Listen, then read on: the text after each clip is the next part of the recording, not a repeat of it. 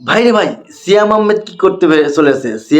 সিয়াম আহমেদের জঙ্গি সিনেমা অসাধারণ একটি সিনেমা হয়েছে, যেটা না দেখলে কেউ এটা বিশ্বাস করবে না যে আহমেদ এই নতুন যে সিনেমা, এম রহমানের নতুন যে সিনেমা জঙ্গিটা কত সুন্দর একটা সিনেমা হয়েছে। প্রত্যেক যে কয়টা সিনেমা হলে মুক্তি পেয়েছে এই জঙ্গি, প্রত্যেকটা সিনেমা হলে এই হাউসফুল ছিল প্রথম দিনেই।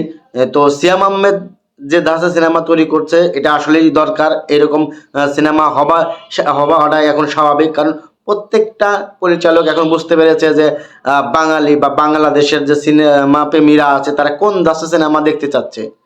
তারা নতুন নতুন ছবি উপহার দিবে, নতুন নতুন গল্প উপহার দেবে, নতুন নতুন ভাইলেন্স জাতীয়, অ্যাকশন জাতীয় সিনেমা উপহার দেবে।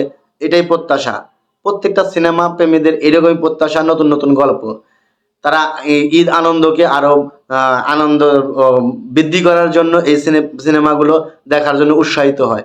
কারণ প্রত্যেকটা সিনেমা, বাংলাদেশের সিনেমা এখন যে ধাঁচে তৈরি হচ্ছে, সেই ধাঁচটা ধরে রাখতে পারলেই আর কোনো কিছু লাগে না। সিয়াম আহমেদ দিঘি এবং বুবলির যে নতুন এই সিনেমা জঙ্গি, অসাধারণ একটি সিনেমা হয়েছে।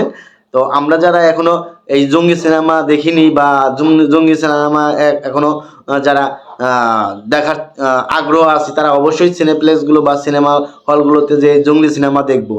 কারণ জঙ্গলি সিনেমা জিয়াম আহমেদের নতুন ধাঁচকে উপেক্ষা করে নতুনভাবে এই জঙ্গলি সিনেমা এম রহমান পরিচালনায় বুবলি এবং দিঘির নতুন এই সিনেমা জঙ্গলি একটা অসাধারণ সিনেমা, অসাধারণ গল্পের একটি সিনেমা জঙ্গি।